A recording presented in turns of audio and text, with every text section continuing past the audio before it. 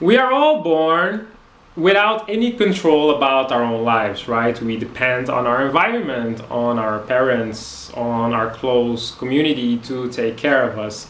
We don't really make choices for ourselves. So what happens is there's this puzzle that's being created, which is our belief system, which is part of who we are then at that moment. But then when we grow up, when we can make our own decisions, we can find out the truth, which is the truth for us, not necessarily someone else's truth, but the truth for us. And we can find out more about ourselves, and we are independent. A lot of times we keep operating from that puzzle, aka from that identity, aka from that self-belief system. So we are trained to be a specific person, to act in a specific way, to believe specific things. And then we often don't really question if that's the best way to deal with life. It's not that it's always wrong. The puzzle doesn't mean it's not serving us, but it might not be the best way for you to develop yourself, especially when you want to achieve bigger things. Then often that puzzle might limit you. Unfortunately, in a lot of cases, people have this puzzle which works in their disadvantage, is because their upbringing was not really healthy, their parents were not really adequate, or were not really sharing the right values with their children. So what happens is that puzzle is kind of corrupted when it comes to finding true happiness and fulfillment. Luckily, a lot of people are able to see the puzzle and to then break the puzzle and then make your own puzzle. So you start to rearrange the puzzle pieces. And that's what you want to do when you're not happy with your life. Instead of judging the puzzle, instead of breaking the puzzle, analyzing the puzzle, we basically complain about everything outside us, everything outside our control.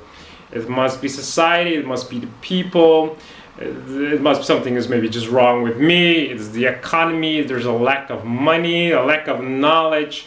But they don't relate to you, not in a way of, oh, maybe I can change this or that. No, it's just a way to victimize yourself and then basically justify to keep living, operating from that puzzle. So what you want to do is, if you're not happy and you're on your phone, and you have to be honest about it, and there's a reason why you're on your phone, and you feel jealous a lot of times, you feel unhappy a lot of times, you're just not there where you are, where you want to go, where you're supposed to go and supposed to be, then be honest about it and question the puzzle. Question this identity that has been created for you. Who are you? Are you operating from an authentic place? Are you being yourself? Are you happy with the choices? Or are you making specific choices because of your environment, who expects a lot from you? So we have to understand where this unhappiness comes from.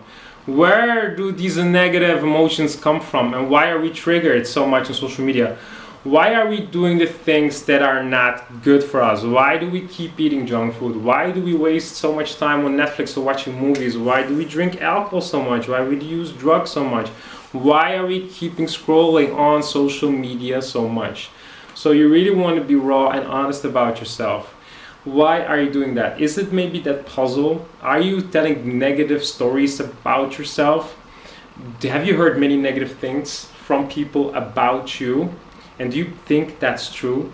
Because unfortunately, when you believe the puzzle, then unfortunately the negative things that have happened or have been said about you, you believe that, unfortunately.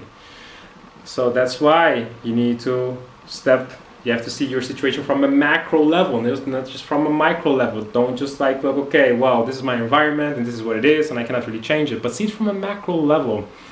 Who are you exactly? What can you achieve? What is it that you want? Think about the opportunities that life can offer you when you maybe rearrange the puzzle pieces.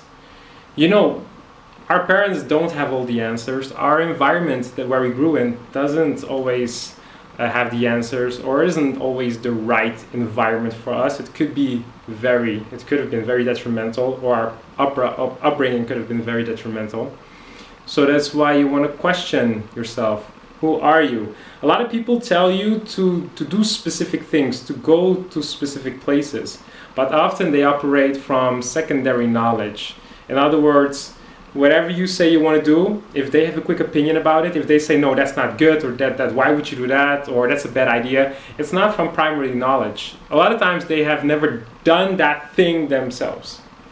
So they operate from secondary knowledge. They tell you to do one thing, it's because they don't believe that you can do that other thing. But if you do believe in yourself, or it's actually at least something that you would like to do, or it's an objective you like to accomplish, a goal that you like to accomplish, then it's time to focus on the puzzle itself. Don't try to change that environment that's created the puzzle for you, or impress or try to convince that environment that specific decisions might be good and healthy for you. No, question the puzzle.